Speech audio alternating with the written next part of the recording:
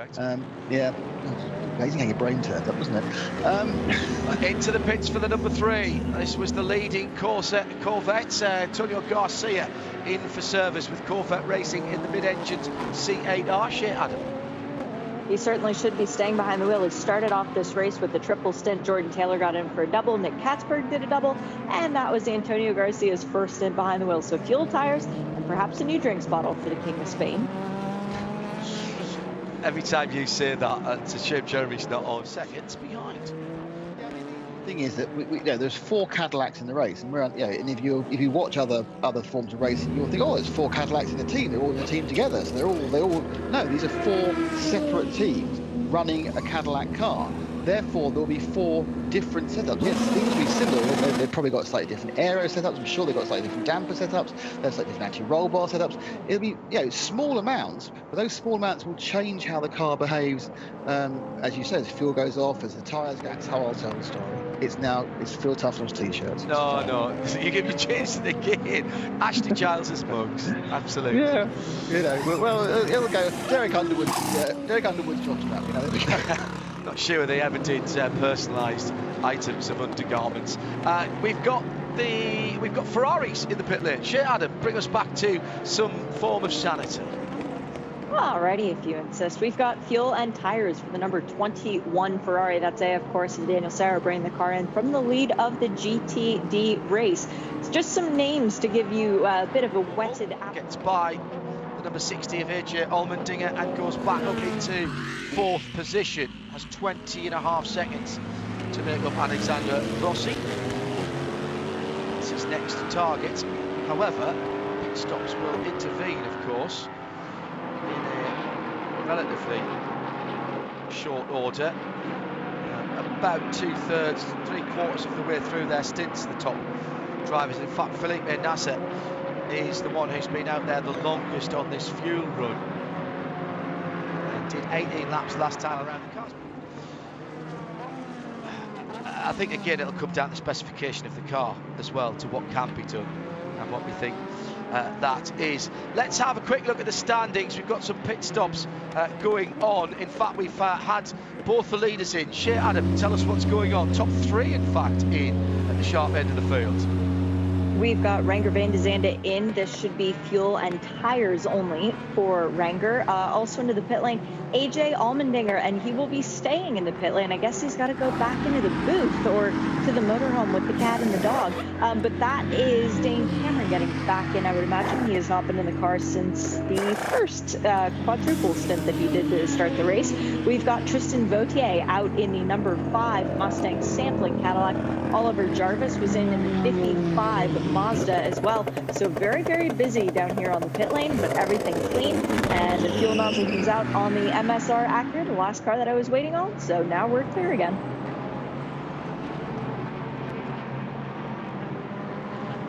.918, his best lap so far. Renger van der Zande in the chasing. We see them going round and round and round, and what we kind of take for granted is that all of this time they're hitting their marks, they're hitting their apex, they're pressing that brake pedal at their marks, and they're keeping those cars on the track as best they can at such fantastic speeds. And if they slip up in the slightest, they know that even at this stage, with 15.5 hours remaining, the race they can lose sight of that race. They can lose a grip on this race. It's that tight, even at this stage. It's incredible, this race. It is relentless, and particularly in these long spells of green, there's sort of nowhere to hide really, because even the odd lap that is a second or so slower than it should be, it's very easy to spot that, and not only by your own team, but all those that you're competing with as well. And chinks in the armour like that will readily be observed by teams, and most often exposed as well. So you've got to stay in the hunt as much as possible. That crucial lead lap, as always. Another pit caller then is the Ally sponsored car, the Ally Cadillac racing machine of Kamui Kobayashi from the race lead. Renger van der Zande stays out and therefore becomes the new race leader again. The Renger van der Zande driven Chip Ganassi Cadillac now leads with the chasing car that was Alexander Rossi coming into pit road and being serviced. So the Wayne Taylor guys, the Konica Minolta Acura team, descend upon it. There's a windshield tear off removed, and the fuel is still going in. The tyre change is done, well, relatively sedately, but I remember it was on this car that they had the hiccup on the rear right. Sedately because it's to produce a 3-second lead. Rossi will take a bit of time to get up to speed as well, depending on how old those Michelin tyres are. I understand it's only Dane Cameron, or was only Dane Cameron, that was needing to nurse his car on older tyres. Mustang sampling 5 car is in as well. So Tristan Vautier is pushing hard on the tail of Dane Cameron, but very close to one another, just pounding out the laps. And you get an idea of the scale of this place. It's an awesome oval track used by NASCAR, but equally so, just as competitive and more inspiring when the infield is in action as well. A pit stop for the 0-1, Jeremy Shaw, from the race lead. Indeed, lap 208. Previous lap for NASA. He'd done a 22 before that, and then we're kind of into the phase that was affected by yellow flags, so not reliable to read too much detail into that. There was a 20-minute caution pretty much between 3 hours and 50 minutes of green, and we're now up to 2 hours and 15 minutes of this green segment as the 48 car comes in to pit lane. So from the lead of the race, Renger van der Zande now called as the race leader, but I think that happened after Jimmy Johnson peeled off, so actually overtaken on the racetrack, and therefore kept his defence up at time. I but think they take a penalty if they miss that, and the bus stop as well. If you bypass the bus stop, you get a penalty. Well, there used to be a rule at the bus stop that if you didn't take it, you then had to come to a halt in the kind of runoff road and then start again. I think that's still applies, Johnny. Just haven't seen it. Does it? I thought we'd had years when actually that was scrapped and they went for something else. But what we have got, Joe, is reference that the car came in the pits, so it did trigger the loop at pit entry, but what it's not done is then it's never given us a time, which, as I say, should be about 3 or 4 minutes once Tristan's recovered, and then, well, just trawled its way all the way around the infield below the double yellow line. And you're right that if and when that car rejoins, it's going to be you're damaging the drivetrain. If it does just had a clean hit in the side pod, that all of that will be needing to be replaced, done. However, it's a massive job because you're talking about the whole floor area, the whole undertray, which attaches to the actual tub underneath the car, and it looked to me as though that's the kind of repair job. So my point is, in saying that, he'll have been able to get that car, Vautier will have been able to get that car at speed around the lap and into the pits. That's probably why we didn't notice it. There wasn't a massive situation where he was limping it back to the pits. He would have been able to get there pretty quickly if all the 4 wheels are pointing in the right direction. Also, you've still got the back 9 to complete. You've still got an awfully long way to go, and just a hint maybe of a pattern developing in the race. Corvette are doing very well so far. They must be elated with the speed that their cars can produce. Only the 2nd year of the development of this car. Looks very much like Jordan Taylor getting on board the number 3 to take over from Antonio Garcia, yes, and the number 4 car, Tommy Milner, has yet to pit, but the 4 car tends to be later than the 3 on the cycle. Jules Gounon in the number 6 car, 2nd now. Well, Jeremy, we talked about the speed that Oliver Askew was able to produce, and his hard work means place gains during that stint, coming down pit road in 2nd, with Moritz Krantz leading the class. Yeah, it's been a very, very good stint there from Oliver Askew. I think it might have been a double at the wheel of that car. The youngster from Jupiter in Florida was very much a star in the open wheel ranks in the road to Indy. You see a pit stop now for the 2nd place car. It's Jimmy Johnson bringing that car in. He will hand over most likely to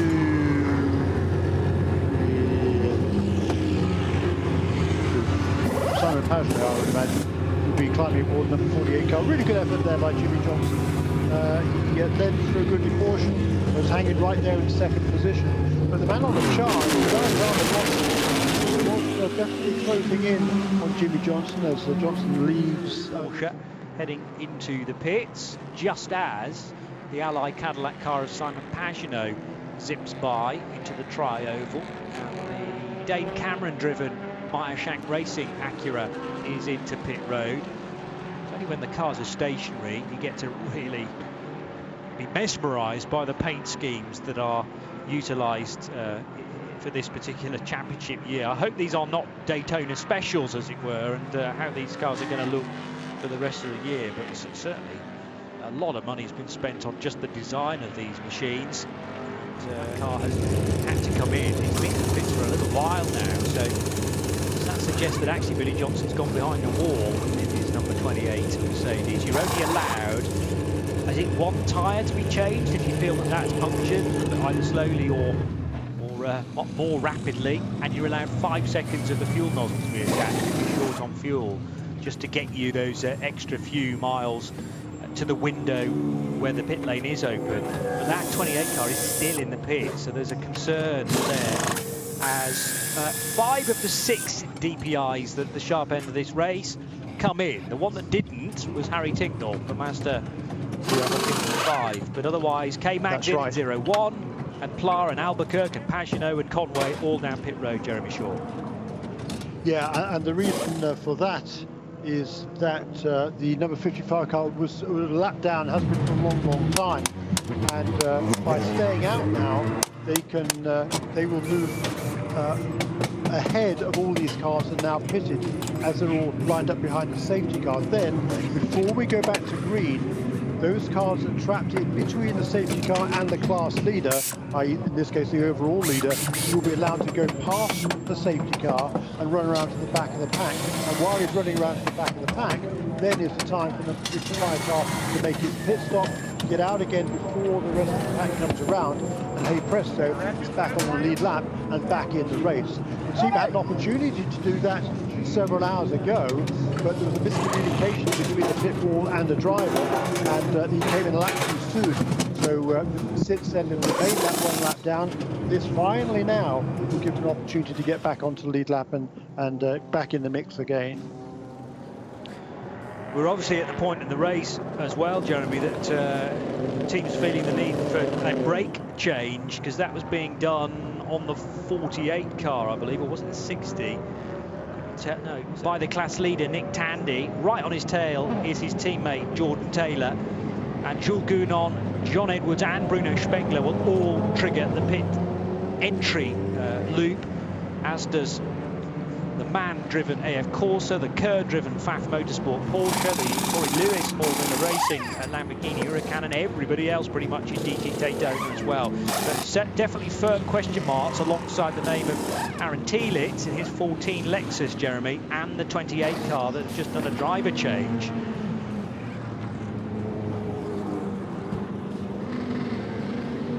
Was that a question? It was more of a... What is the 28 Sounds like a statement, I didn't hear the question. Well, it's about, I'm concerned about 28. Why are they doing a driver change well before the GT Daytona window? Ligier ahead of the Duquesne of Moritz Krantz for Mullner Motorsports America Car 6. And in GT Daytona, the top 5, probably all 5 different manufacturers. No, not quite actually in this snapshot.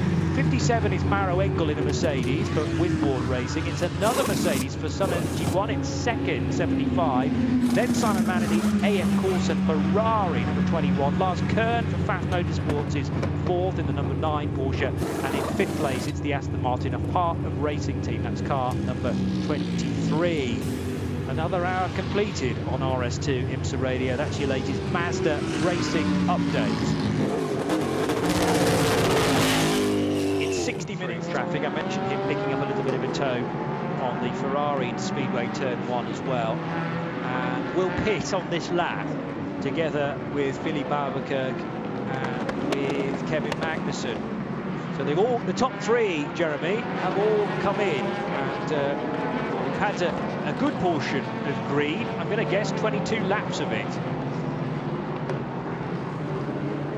Yeah, pit stops now for each of the race leaders.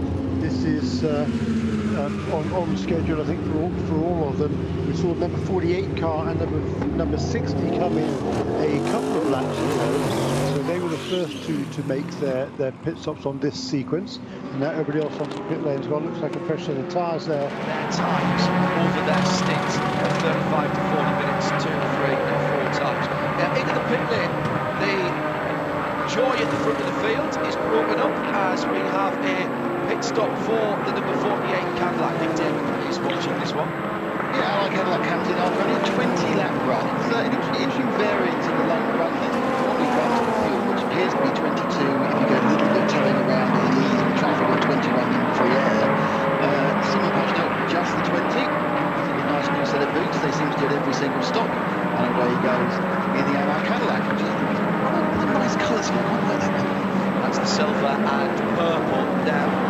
Now she's walked through. A few of the teams, Jeremy, in the early running, the tyre allocation for the weekend started at the first free practice session on Thursday. It's been 5 weeks there. Pleasure Racing accurate in. I think we'll watch this for us. There's going to be a driver change and full service for that car. So for a lot of teams actually scrubbing tyres in for particularly the night time hours. What's the thinking behind that? What are you aware of? Excuse me, John. A lot of teams in the early part of the week scrubbing sets of tyres in. So they haven't split up too much since the last full course caution. That was some hour, 1 hour, 11 minutes. Nick David is feeling busy. Yeah, I mean, I know it sounds like we're underplaying it, but it's really just cars turning laps, and they do a fantastic performance. You go away, you come back together, and all the cars are still running. It's very, very impressive because they've managed to avoid the constant problems left, right, and centre of every single lap you go past me.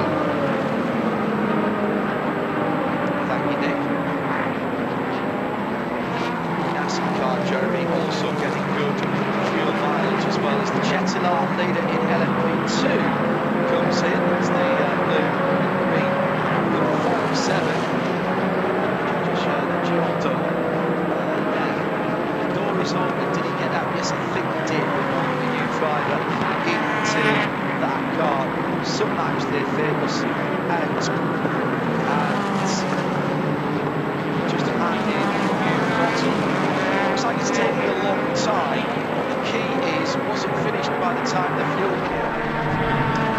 Yeah, it looked like the early lap car turned across and the 42 was already there, didn't it? I don't know. I didn't see whether onto the early lap before the actual contact, see whether it had been relative to that beforehand, because number 42 got certainly was well to the inside of the corner, going slow and trying to let the other guy go past, in which case, why did he push it to the entrance of the corner? So, I don't know, I'd like to see a bit more of that. You've seen the 48 car right on schedule at 410. So this is another, actually just a 20 lap stint. No, the 48 car was last in on lap 388. So this is a 22 lap stint for number 48 car. Mike staying in. Didn't get some tyres almost. New boots, thank you. As I can see, sitting behind us, they came off down force. They have got power, so they do actually work rather well in the slow corners. May have been just a slight mistake from the drivers. More pit stops, and Chase Elliott is back in the pits. Overshot slightly, but we've still got the fuel probe in there, Nick. Yeah, 20 laps of chasing that last run. is one thing with Montoya. Again, we didn't have that view of exactly going around the side of the car during the start and stop. Whitman Racing number 57 in, and that car is taking fuel as well as we welcome in the Hackney Global Broadcast Centre, Shea Adam. Morning, Shea. Hello. Good to have your company. I'll ask you questions from Ricky Taylor, by the way, to get in accurate. So did get out after 4 stints, about 40 minutes or thereabouts. And also in the lane 21, Daniel Sarah here, of course, Ferrari. So I'll ask you the same question. Shares we come up to another clock hour at you know what, 4 o'clock in the morning. What's been catching your eyes then in the last couple of hours? How the race has developed? Watching drive time is what I've been interested in, and to be honest, mildly frustrated because the most recent stint analysis that has been posted online does not have corrected drive times associated with it yet. So when that does, I will let you know who has completed their drive time. But yeah, trying to figure out in the AM classes, who are we not going to see again for the remainder of the race? Who do we need to see a lot more of? And then, of course, as far as championship points are concerned, we did have more Michelin Endurance Cup points handed out. I want to know who's leading those classes too. Talking to the guys at Gradient who are running the 75. Because of that plaguing electrical gremlin that they've been dealing with all week long. Felipe Nasser into the pit lane in the number 31. That is another spot-on stint. It's going to be 22 laps when he rolls across. Oh, no, it's not actually. It's a 20-lap stint for Felipe when he rolls across the start-finish. Knows for when a car might be causing an issue. And it is, in fact, car number 7, which is the LMP3 team of 47 Motorsports. It is stopping on course. 2 or 3 laps time, as will, in fact, the leader, Taylor. Oh, in fact, as I say that, Nick Damon pit stop for the Konica Minolta Acura. As if by magic, you conjured the car up there, John. And yes, it's full service, no driver change, and fuel, 4 tyres, drink bottles, nothing else going awry. They're not having to fill any fluids at the moment. As the Acura, which is rotating from the lead with a number of the Cadillacs. Interesting, one Montoya in the 60-mile shank racing Acura is also up there. So we're seeing a kind of a coming together of those. They have independent sensors here. It comes to 1, by the way. And as far, Dave, as what can they use to do it? Fuel, tank size, you can have restrictors. We've seen in the past even gear ratios have been changed by IMSA. They've been working very hard on these DPIs down through years, and they seem to have got things pretty good. They're going to have to start all over again, of course, with the new iteration in 2023, and with the added complication of hybrid power, or they've got to do it as fast as they can. Sorry, that is an LMP3 car, so they're burning their 8 minutes right now for Mulder Motorsports, and that is a very good way of getting it out of the way. However, in the top class, we've got a brake change too, Nick Damon, for one of the leading runners. The Konica Minolta Acura is taking the opportunity to change the brakes, or the disc brakes, or the rotors for our American viewers and listeners. This will be on what's called a dry brake system, which means you can actually just disconnect the entire caliper and reconnect it as like a kind of as simple as an electrical socket. But you actually manage to maintain the pressure of the brake fluid. They didn't have a replacement disc there for a moment. There was something not quite right. The other thing you'll notice is that there's nothing holding the brake disc on in terms, brake rotor on, in terms of anything being bolted onto it. It fits on a spline around the hub or a locating peg, and then when the caliper goes back on and is bolted up, that is what holds it on once the wheel is tightened up to it. That's fairly standard operational practice. Motorcycle technology, floating disc brakes. Floating disc brakes. We Not in carbon, obviously. No, indeed. We designed that into the S7R Celine when I was working for Ray Malik back in 2000 when we took that programme out. Sheer interview time whilst we've got a full course yellow. Great time to speak to some of the drivers with this VP Racing Fuel Pit and Paddock update. Yeah, hopefully we'll be able to speak to Kyle Tilley out of the Era Motorsports, number 18. He's currently in his motorhome just chilling and trying to recover as Ryan Dial is out on the track. Left in the car, and that with a little bit of yellow was a 24-lap stint, and Nick Dim is watching this one. I don't think Rocky's getting out there. No, he's stuck in that car now. Tyres, it's fuel. I don't know, but if you Two tyres on, just the insides. Yeah, I know me and James actually a few minutes ago, just talking about that we're going to start seeing a flurry of GTD brake changes coming up. So, but remember that GT3 are not allowed vibrations, so they can only use the pads and the rotor. We've seen big spreaders come out, even expecting that to start happening probably. With Coop McNeil and his organisation putting that together, did that take a bit of organisation to get the vehicle to them? Because it seemed that it was quite a late decision when I spoke to Cooper, a couple of 3 weeks ago. Yes, absolutely. So that took some work, but it's obviously something we wanted to support, and like you said, a nice surprise after we had the goodbye tour, you can call it, last year.